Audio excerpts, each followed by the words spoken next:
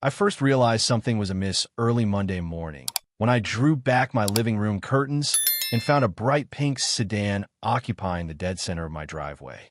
Now, it wasn't just that it was there. Plenty of visitors make the mistake of parking in front of my house every now and then, but this car was practically angled to block both the left and right sides of the driveway gate.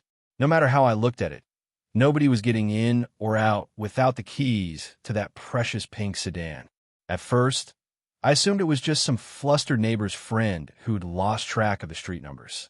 My driveway does get confusing if you're not paying attention. But after I stood there, glaring at the unoccupied vehicle for a solid 10 minutes, it dawned on me that I had never seen a car quite like it in my life. It was definitely not a neighbor's. It had tinted windows, not too dark but stylish enough. Probably someone who took real pride in her look. The license plate read "Care for You," which, frankly, I couldn't decipher. Was it "Care for You" or "Caring for You"? An odd vanity plate if I ever saw one. And as I learned a few hours later, oh, it was indeed Karen. I called my sister, Sue, to see if maybe she had invited a friend over. Sue liked to host gatherings at my house sometimes. Don't ask me why, but it had been a slow month, so I highly doubted she was behind this. Sue insisted she had no clue and then proceeded to scold me for not calling the police. Just call the cops, file a complaint, and have it towed, she said. Her solution to everything. But for reasons I can't fully explain, I was not yet ready to go straight to the authorities. My father had always taught me to handle neighborly disputes privately first. Sure, this might be a complete stranger, but it might also be a brand new neighbor who just got the house number wrong. So, I decided to wait a few hours to see if the owner returned.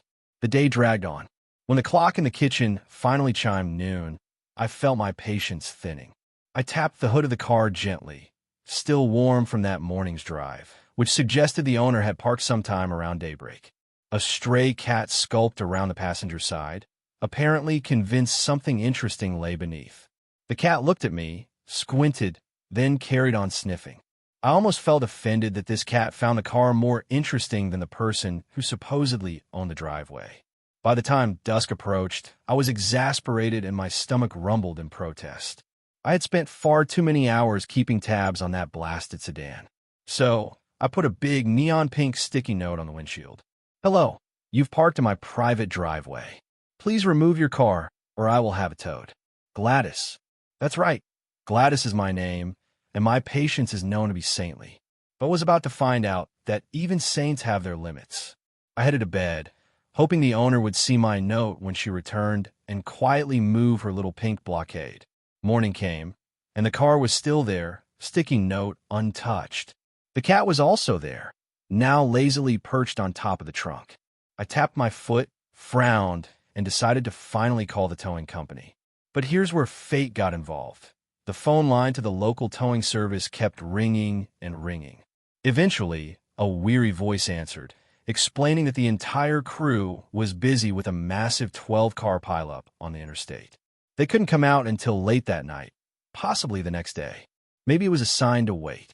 My best friend, Jill, once told me sometimes life sends us weird little signals.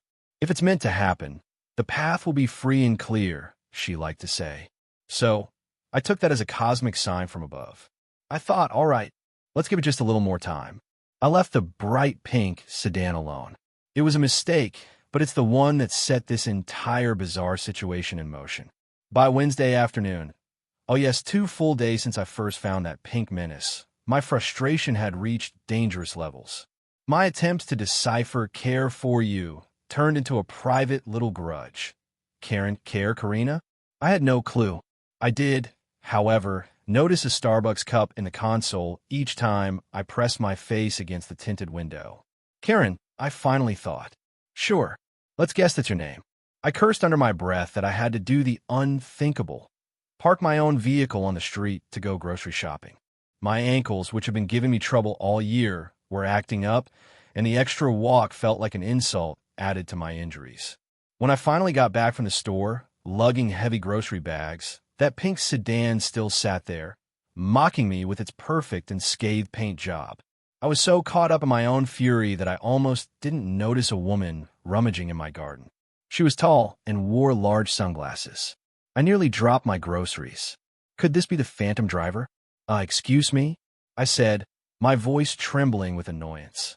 Can I help you with something? She straightened, turned in my direction, and pointed at my flower patch. There's a surprising amount of weeds in here. I was just trying to fix your yard for you. It looks absolutely atrocious, you know. I stared at her for a good 5 seconds, baffled. Who are you? I finally croaked. She shrugged. Karen, she said, flipping her sunglasses on her head and revealing piercing blue eyes that seemed more bored than apologetic. And I hope you don't mind the car.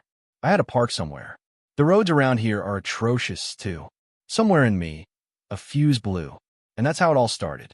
A single fuse of patience fizzled out, never to be replaced.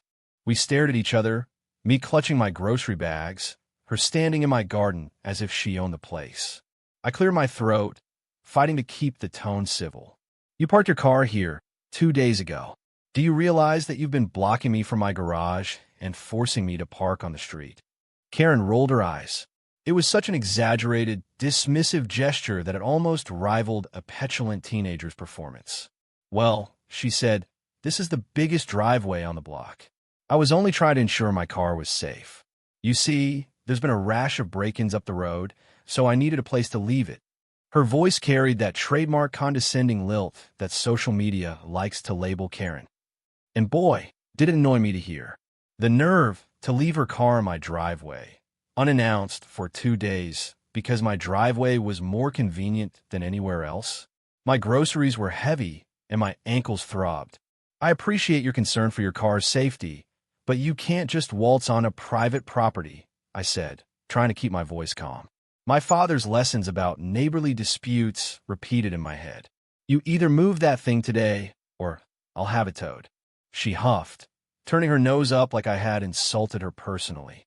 You know, she began in a syrupy, sweet voice, most neighbors would be grateful that I'm keeping watch for criminals. I like to keep an eye on the neighborhood. If something suspicious was happening, I'd see it from my vantage point, parked nice and close to your garage. I watched her brush the dirt off her hands, as though she'd done me a grand favor by lightly picking weeds she'd probably uprooted incorrectly. My marigolds looked half destroyed, actually. Karen, I repeated, placing my groceries on the ground. Please, get your car out of my driveway. She let out a high-pitched laugh, like I was a child who had said something adorable. Oh, I see, she said, still not budging. You're one of those folks who likes to keep a tidy property. I'm sorry, but I can't move my car just yet. I'm waiting on a phone call from my mechanic. My battery's been acting up. That's not my problem, I said plainly. Call a tow truck if your battery's dead. I'll give you the number. I have it right here in my phone. Karen folded her arms. Well, it's my problem, and I prefer to fix things my way. Plus, I'm not entirely sure I can trust your local towing service. Who knows what they'll do to my transmission? I've heard horror stories, and that's when a mischievous thought crossed my mind. Maybe it was the exhaustion of the last 2 days or the near absolute audacity of her explanation, but I felt a flicker of rebellion. Fine. She doesn't want to trust a towing service? We'll see about that. I turned on my heel, picked my groceries up, and went into the house. If she wanted to camp out on my driveway, so be it. I would show her a sense of territorial pride she'd never encountered before. So I went into my shed and pulled out an old, slightly rusted chain. The chain was from my father's days. He'd used it to lock up the yard fence when we had a spat of teenage loiterers over 2 decades ago. I tested it. The chain and padlock still seemed sturdy enough. A few hours later, once I was sure Karen was off wherever she went by foot, presumably, I circled my property looking for the best vantage point. My driveway had a tall fence at the front, the kind with big iron gates that swing outward, though I rarely used them. Usually, they stayed open so visitors could park easily. But we had installed a heavy sliding gate inside that fence years ago when we had a dog who loved to escape. That gate was perfect for locking, especially with a chain. The best part? You could only unlock it from the inside of the property once the chain was on. The car in the driveway would be stuck unless you physically broke the chain. So that's what I did. I locked the gate from inside the property with the chain and padlock, effectively sealing the pink sedan inside my driveway. Mind you, my own car was on the street, so I didn't have to worry about coming or going. Karen's car was now locked in. She wouldn't drive it out even if she wanted to. It wasn't exactly the nicest move, but by now I was beyond caring. My ankles hurt, my marigolds were ruined, and this lady had the gall to brush me off with that high and mighty tone. Let her panic a bit, maybe call her precious mechanic or towing service, and watch them fail to open my locked gate. She might end up learning a lesson about courtesy and private property. By the time the sun began to set, I sat on my porch with a cup of chamomile tea, waiting. I almost felt a bit of a rush, like I was a teenager pulling a prank. Never in my 60-plus years had I done something quite so brazen. But I justified it. She'd forced my hand. All I wanted was an apology and the courtesy of her taking that eyesore out of my driveway. She wanted to do things her way. So be it. She could do that locked behind my fence. Night fell. Crickets chirped. The pink sedan, glimpsed between the wooden slats of my fence, seemed a lonely sentry in the darkness. There was no sign of Karen. At some point, I fell asleep in my recliner inside. Around midnight, I heard a rattling. I peered out the window and saw a faint silhouette at the front gate, someone tugging at the chain. Even in the darkness, I recognized her posture, arms folded, head bobbing impatiently. Karen, stuck, locked out, or locked in, depending on perspective. Good luck, lady, I thought. Welcome to the first night of your brand new predicament. It was a fleeting, triumphant feeling. Then, as my own sense of moral discomfort started to nibble at me, I forced my eyes shut. The next day, the confrontation would begin in earnest. Sunlight woke me, piercing through the blinds with an intensity that suggested I'd overslept. My back ached from dozing off in the recliner. I shuffled into the kitchen, brewed my morning coffee, and gulped it down faster than usual. A sense of anticipation had my stomach doing somersaults. What had I done? I asked myself.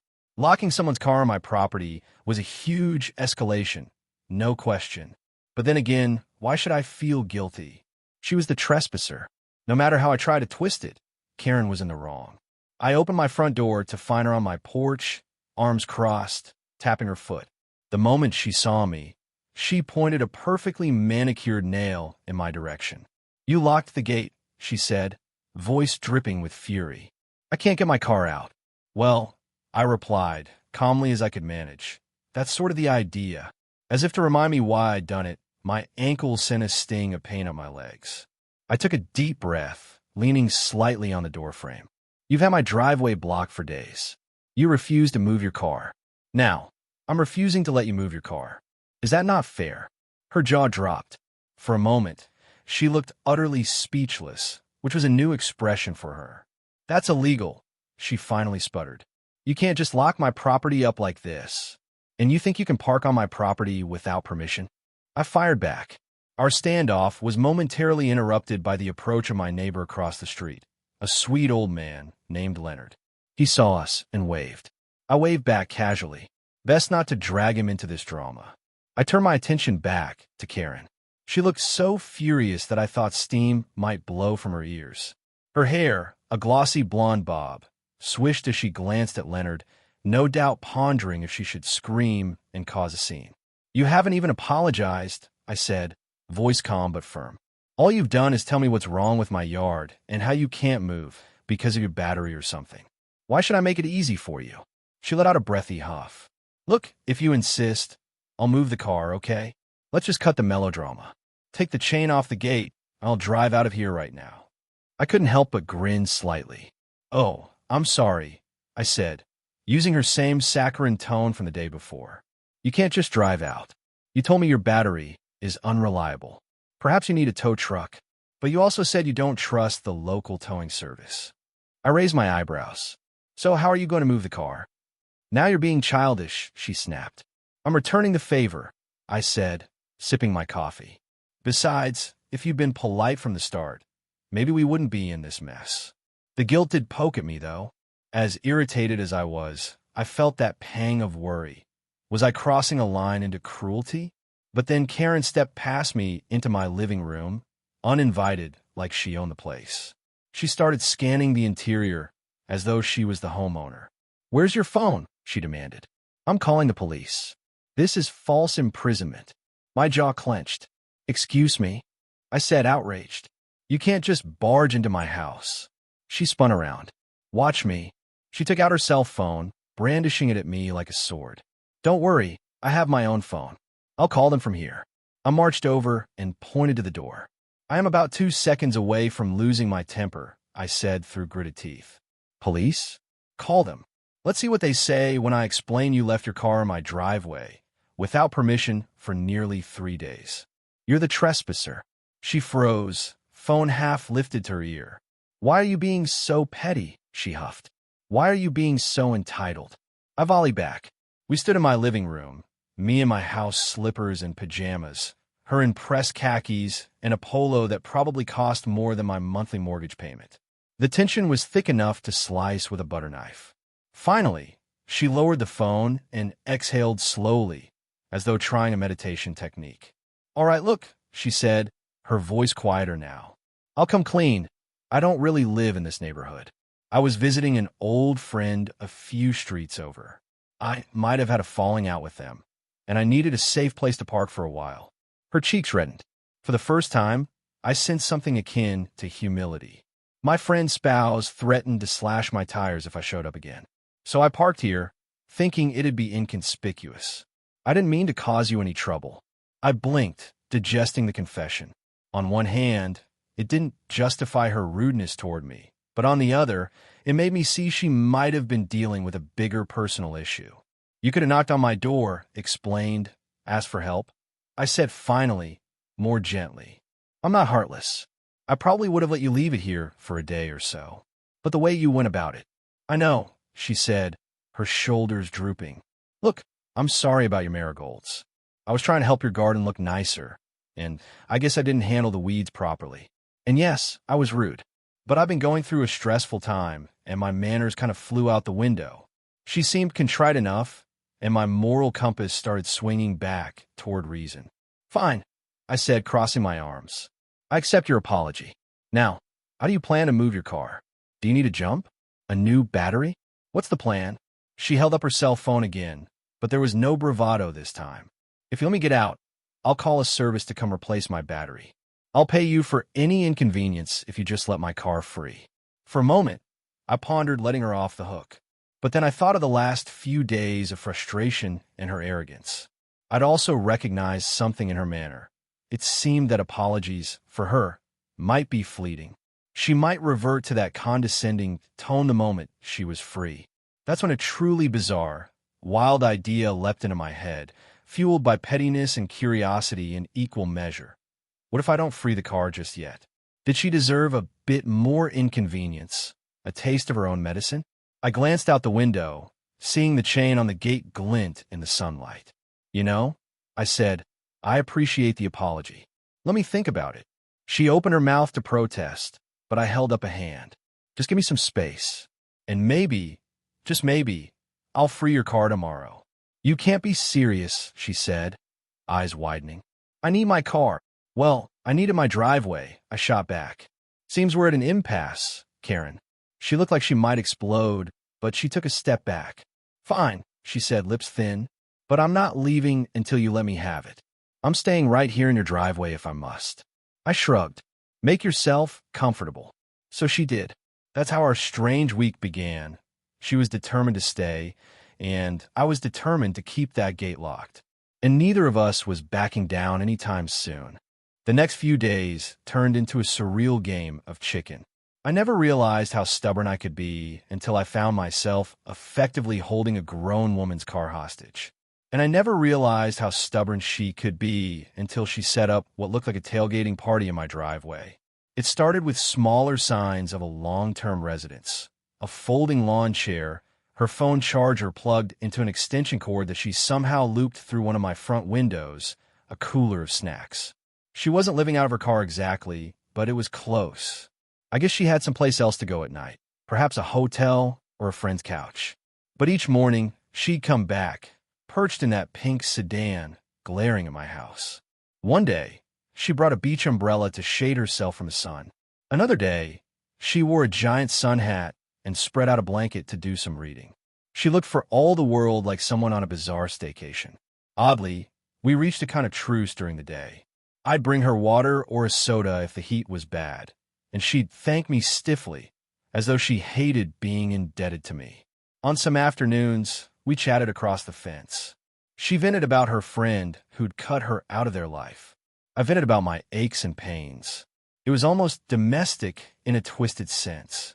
Two neighbors, grudgingly coexisting.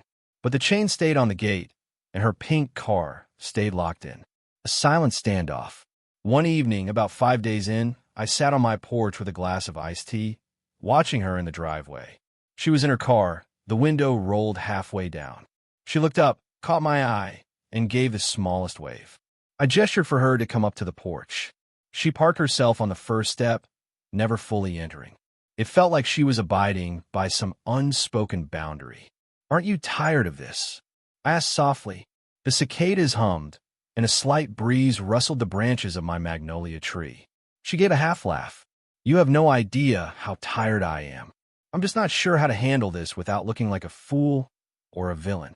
She glanced at me, a mix of frustration and something like sadness. "I know I've been acting like a jerk, but I've got a lot on my mind." I studied her face, noticing the faint lines at the corners of her eyes. She wasn't a young woman, either. Possibly in her early 50s, maybe older.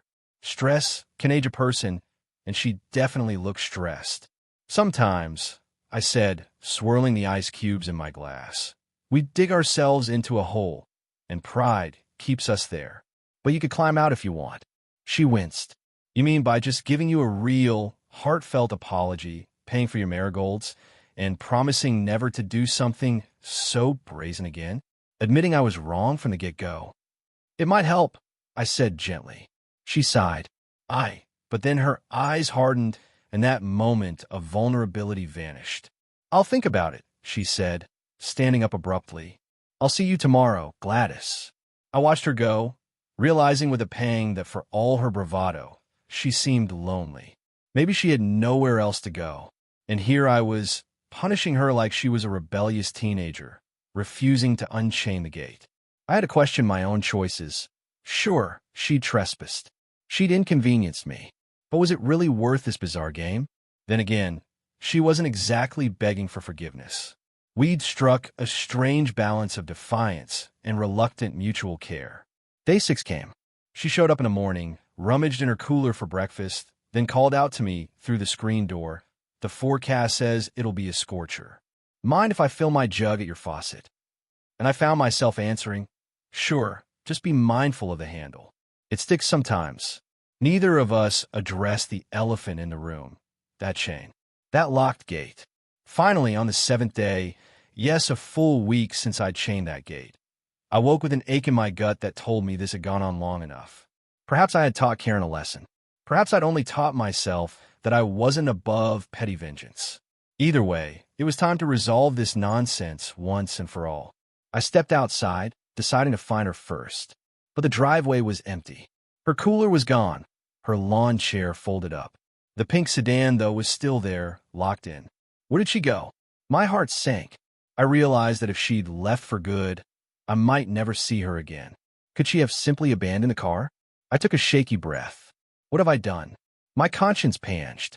I was about to march to the gate and unchain it myself out of guilt when I saw a silhouette moving behind the fence. "Karen," I called out. She came around, wearing a fresh blouse and carrying her phone. She looked determined. Something had changed. Without a word, she came right up to the porch. "Gladys," she said, quiet but firm. "I want to talk." I gestured for her to sit in the old wicker chair across from me. She did, folding her hands in her lap. "I owe you a real apology," she began, eyes downcast. "I was so caught up in my problems that I took advantage of your space. Then, when you confronted me, I got defensive. That's kind of my default mode when I feel cornered. I'm sorry." Her words felt sincere. No rolling eyes, no haughty tone. For the first time, I saw a woman genuinely acknowledging her mistake. She went on, "I know I destroyed your marigolds, and that was unkind. I also realized I was basically trespassing for almost a week. I don't expect your forgiveness, but I do want to say I regret how I treated you." I sat back, letting her words soak in. I wanted to relish the apology, but a part of me also wanted to offer her some kindness in return. After all, The last week had shown me she was more than just an entitled persona. She was a person with issues and mistakes, same as any of us. "Thank you," I said quietly. "I appreciate it. And I'm sorry, too, for locking your car in. That was overkill. I let my frustration get the better of me." She actually smiled, a small, weary smile. "Maybe I deserved it," she said. "I'm not proud of who I've been this week." An awkward silence followed, one that was oddly peaceful. I stood up. "Let's free your car," I said gently, and she exhaled a breath of relief. "But I hope you'll at least put in a new battery or get it jumped. I'd hate for it to stall halfway out my driveway." She nodded, rummaging in her tote bag for a set of new jumper cables. "I came prepared," she said. "And if you let me, I'd like to replace the marigolds I messed up. We can plant something new, maybe some begonias." That small act of contrition softened me further. "I'd like that," I said, offering a nod. Together, we walked to the gate. My padlock was rusted in places, so it took some finessing to unlock. With the chain finally undone, Karen hopped into her pink sedan, still the most noticeable car on the block, and tried the ignition. It clicked, coughed, and died. She grimaced, and we shared a half-chuckle. Then I retrieved my own car from the street, popped my hood, and we set up the jumper cables. She turned the key again, and the engine roared to life. As she eased the sedan forward, I pulled the gate wide open. The sun felt brighter somehow, and a breeze drifted across my yard. I realized, with a twinge of surprise, that I felt lighter too, like a burden I hadn't acknowledged was suddenly gone. Karen rolled her window down, leaning out. "Thank you," she said, "for everything." I gave her a polite nod. "Take care of yourself," I replied, "and watch where you park next time." Her lips quirked upward. "Yes, ma'am." She drove off, her vanity plate glinting in the sunlight, "Care for you" receding into the distance. I stood there watching until the car disappeared, feeling like I'd just emerged from a surreal week-long dream. Had any of this really happened? A faint patch of my lawn, where she'd placed her lawn chair, was flattened. The remnants of her cooler's condensation had left a damp ring on the driveway. Yes, I thought it really happened. True to her word, Karen came by one more time the following weekend. This time, she parked safely on the curb and walked up to my door, carrying a flat of young begonia plants. She smiled, a bit shyly, and asked if she could help me plant them. We spent the afternoon kneeling in the soil together, chatting about small things, gardening tips, local gossip, the best fish market in town. It was easy, companionable. At the end of it, my yard looked more vibrant than ever. And my ankles, though still achy, felt better with each minute we spent outdoors in the sunshine. We never became best friends. We didn't exchange Christmas cards or go on vacations together. But from that day on, whenever I saw that bubblegum pink sedan rolling down my street, this time never turning into my driveway without permission, I felt a sense of understanding and, yes, a bit of fondness. And I'd like to think she felt the same. Sometimes life brings people into our lives in the strangest ways. One day, you wake up to find an unwanted pink car squatting in your driveway. A week later, you realize you've learned a little about yourself, and maybe taught someone else something too. It wasn't a grand moral parable. It was just life in all its messy, human complexity. And looking back, even though it was the most bizarre, frustrating 7 days of my recent memory, I wouldn't have traded it for a more ordinary week. Because sometimes a little craziness is exactly what it takes to remind us that none of us is too old or too proud to grow a bit more gracious. The end.